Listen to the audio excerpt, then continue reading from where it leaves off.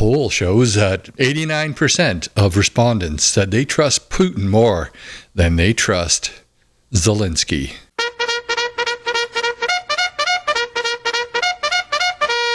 Hey everybody, how you doing today? Welcome to my channel. I haven't been posting in the last few days due to doing renovations, yard work, and a lot of research for this particular video. And because I put in so much time researching, I would imagine this video is not going to get much traction, but that's just the way things are. A few days ago, I conducted a poll on my other channel, Cavalryman USA. If you haven't been to that channel, check it out. I'll have a link in the description. I asked my viewers who they trusted more, Putin or Zelensky. 900 people responded. 89% said they trusted Putin more than they trusted Zelensky. I've been wanting to do a more in-depth video on the war in Ukraine for quite some time now. I wanted to explore how it started, exactly why it started, and what we should be doing in response. Are our governments backing the right horse, as it were? In researching this video, I studied a few documentaries. One was Winter on Fire and the other Ukraine on Fire, as well as the Tucker Carlson Putin interview. I studied that a few months ago, though. I also did other research on YouTube. I came across this one video from a channel called Redacted, where the host was interviewing a former CIA intelligence analyst. Before I get into analyzing the two documentaries, I want to share with you an edited clip that I made from the Redacted interview of the CIA intelligence analyst. Take a look at this. Well, NATO appears barreling towards World War III. This after President of Russia, Vladimir Putin, offered up a peace agreement, which NATO, unceremoniously crapped all over. Now, Viktor Orban, the Prime Minister of Hungary, warning all of us that yes, in fact, NATO is moving to expand, building 3 additional bases, and plans to push us into full-blown war with Russia. And he's not the only one. We have Serbian President Vučić also saying the very same thing, that war with Russia will start in about 3 months. So 3 months till a full-blown war. This appears to be what NATO wants, and NATO seems to be getting this. Let's ask former CIA intelligence agent Larry Johnson. You know, we see Putin put out this peace proposal the other day, and NATO just immediately just stepped all over it. No, we're not going to be giving back this land. This is not going to happen. And it appears that the only solution from NATO's perspective is like a surrender of Russia, which is not going to happen. So what do you think is happening right now, sort of back channels to maybe prevent World War III, or are we heading towards a full-blown World War III? With respect to your last question, yes, that's where we're headed. Putin he's playing a game of poker with the West, and the West doesn't realize it's not holding any cards. When you go back and look at the negotiations that took place in March of 22, Putin at that point was willing to let Luhansk and Donetsk stay within Ukraine. That was then. The West crapped all over that, told Zelensky to back out of that. He did. So they didn't get that deal done. So now here we are. Putin has put a new deal on the table. Okay, this deal now says, all right, we're going to keep Donetsk, we're going to keep Luhansk, and we're going to keep Kherson and Zaporizhia. But come to the table and talk. Everything else is open. Notice what wasn't on that list: Odessa. So Putin has left Odessa in play for them, giving the West and Ukraine an incentive to save something of Ukraine. And what did the West do? Once again, as you said, crapped all over. They missed this opportunity. Next stop, Odessa and Kiev. The Russians are prepared. They recognize they are at war with NATO. The Russians are prepared to go to war. And here's the real problem. The West is delusional. It's out of touch. It believes its own advertisements. It's in the self-delusional state where they've convinced themselves that Russia is weak, that the only reason Russia's hanging in there is because of China. And so what the Russ really wants to do is go after China, as you saw Jens Stoltenberg, the head of NATO, say. They want to fight China. These guys are like a drunk in a bar that's out of control, wants to fight everybody. And like that drunk in the bar, incapable of throwing a punch. It's really disturbing, and Viktor Orban doesn't want to be a part of it. Here you have a NATO member saying NATO wants to expand, added 3 additional bases, and they want full-blown war with Russia, and we don't want to be a part of it. Right, and Slovakia is saying the same, and Turkey. Now, that's the key one. because the Turks weighed in last week, said, okay, hey, we want to be a part of BRICS. We're tired of getting stiffed by the Europeans for 25 years. We've been trying to get into the EU for 25 years, and they keep, giving us the finger. Now Turkey said, okay, we're getting to BRICS.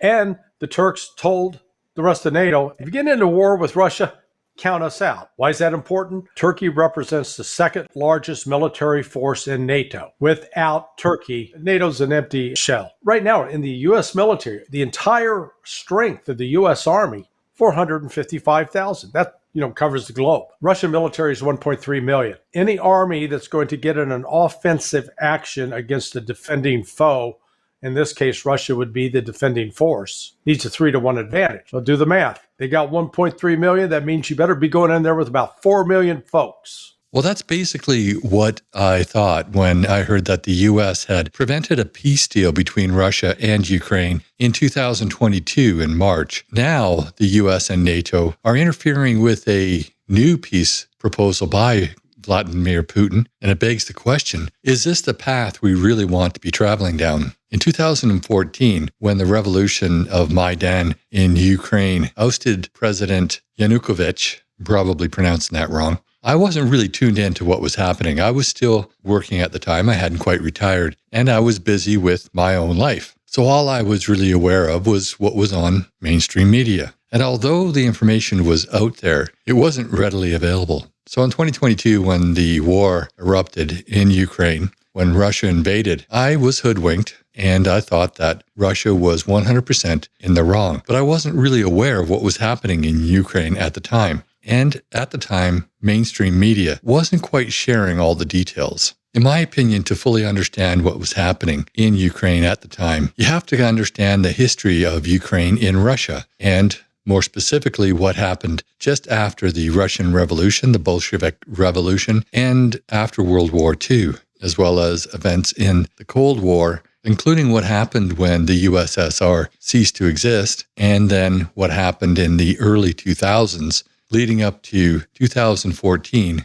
and beyond. If you look back at maps from 1800, you'll notice that Ukraine wasn't an independent country at the time. It was a region in Russia, and that didn't change until after the Russian Communist Revolution. The Communist Revolution occurred in 1917, but the war in Ukraine continued on. It's now known as the Ukrainian War of Independence. That lasted from 1917 to 1921 and resulted in an independent Ukraine that was part of the USSR. It was then known as the Ukrainian Soviet Socialist Republic. However, some of the people who had fought in the War of Independence for Ukraine never really stopped fighting. Between that time and World War II, several Nazi-like groups formed in Ukraine. These groups were very much into establishing an ethnically pure Ukraine. When World War II broke out, several of these groups joined with the Nazis to fight against Russia. One in particular, the Organization of Ukrainian Nationalists, fought side by side with the Nazis against Russia and actually committed genocide for the Nazis against Jews. There were several horrific massacres committed by the OUN, Organization of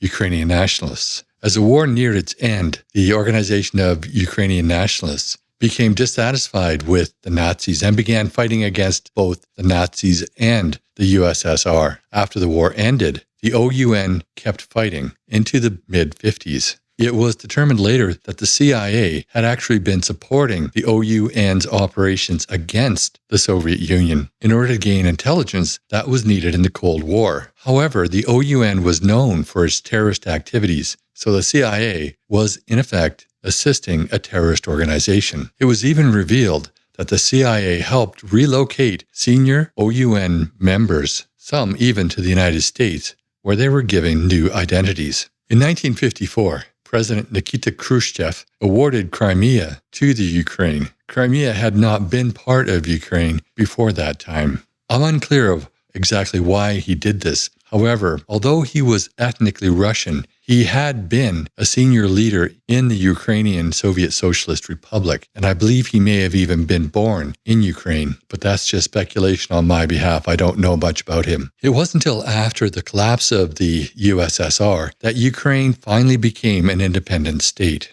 However, there were still several neo-Nazi groups. One in particular was founded by a future member of the Ukrainian parliament, an opposition leader, who later went on to form a militia group called the Right Sector. So this brings us up to 2004. In 2004, there was a presidential election. Viktor Yanukovych won the election. However, it was determined that he did so deceitfully. The election was ruled to have been rigged, and a new election was called. His opponent, Viktor Yushchenko, won the presidency in that new election. 6 years later, however, Yanukovych won the presidency in what was determined a fair election, and he was confirmed the president. During his time in office, Yanukovych promised that he would bring Ukraine into the EU. This, however, proved more difficult than what he thought, and he kept on being denied entry into the EU on terms that he felt were favorable to Ukraine. He therefore decided to reestablish economic links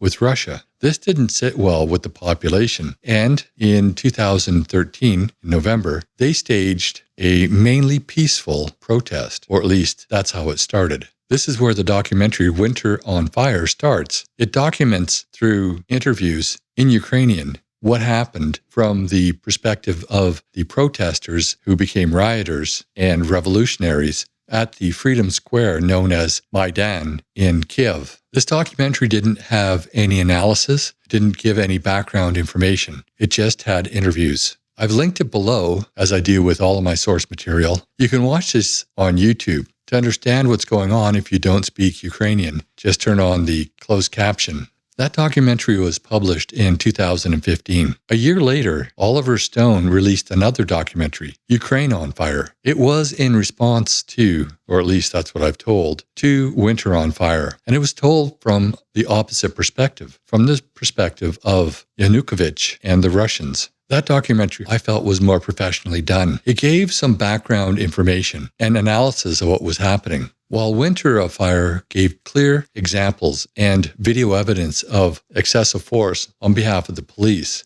It didn't delve into what started the violence, and it didn't speak at all to the provocateurs who had been embedded in the rioters. And these were mainly people from the Right Sector and other neo-Nazi groups who had infiltrated the protesters in order to initiate violence with the police. In my opinion, this does not justify some of the police brutality that was seen in the documentary. However, it does give a little bit of balance to the story. There was one incident during the riots/protests/revolution where a sniper had shot at the crowd. In the Oliver Stone documentary, it was determined, or it was believed, that these were provocateurs, probably from the Right Sector, who were shooting from, I believe it was, the trade union building. However, in the Winter on Fire documentary, it was suggested that the police had opened fire on the crowd. Now, I must give some allowances to Winter on Fire. That documentary was released only a year, possibly less than a year, after the incident, which occurred in Maidan Square.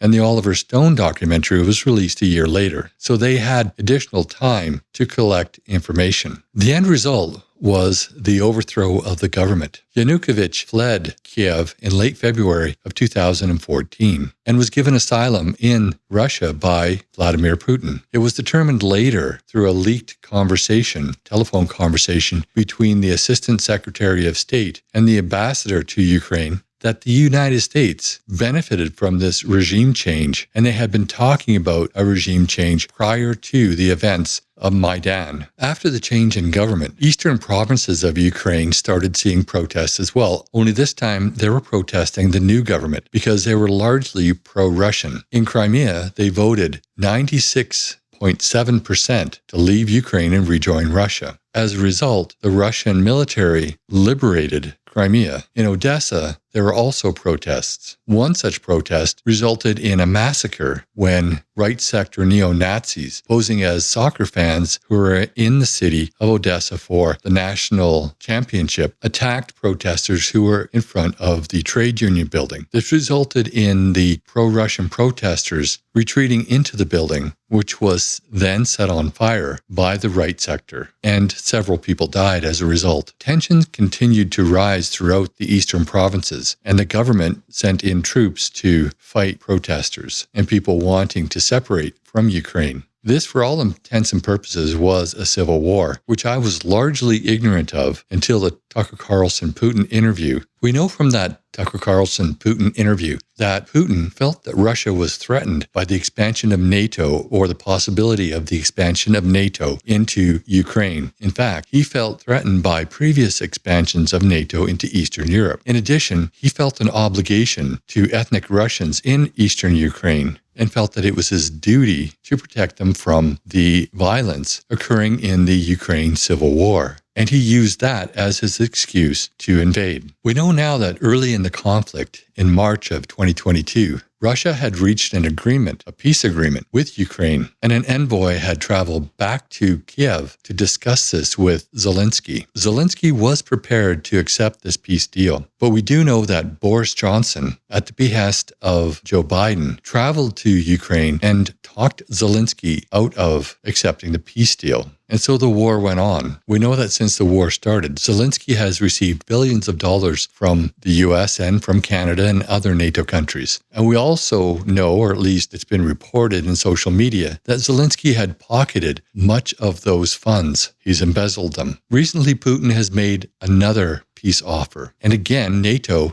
and the United States have refused it. It's clear that these decisions are coming from NATO and from US President Biden. In another poll that I conducted on my other YouTube channel, I asked how long the war will last if Donald Trump is reelected president. 64%, so just shy of 2/3 of the respondents, replied that they thought the war would be over within 1 month if Donald Trump is reelected. In my opinion, we should cease all support for the Ukraine in the war, and we should stop all interference. This war would have been over 2 years ago. Regardless of who you think is in the right, 2 years of war has left hundreds of thousands of people dead. Some reports are that over 1 million casualties have resulted from this war. And I think it's pretty clear that if NATO and the US had not interfered, this war would have been over in March of 2022. And I believe that Donald Trump, if reelected, will bring this war to a swift conclusion. As you've seen from the interview of the retired CIA intelligence analyst, the US and NATO seem to be pushing us towards World War III. I would imagine that the military-industrial complex has a lot to do with that as well. But that's just my opinion. I'd love to know what you think. Put your comments down below. And while you're at it, please like this video, share with your friends and on social media, and subscribe to my channel if you haven't already. And if you think that US politics would interest you, please check out my other channel, Cavalryman USA, and the link is in the description below. And one more thing, I still have a link to that petition urging Mary Simon, the Governor General, to dissolve Parliament and call an early election. If you agree with that and you haven't yet signed, there's a link to that in the description as well. Thanks for watching, and I'll see you in the next video.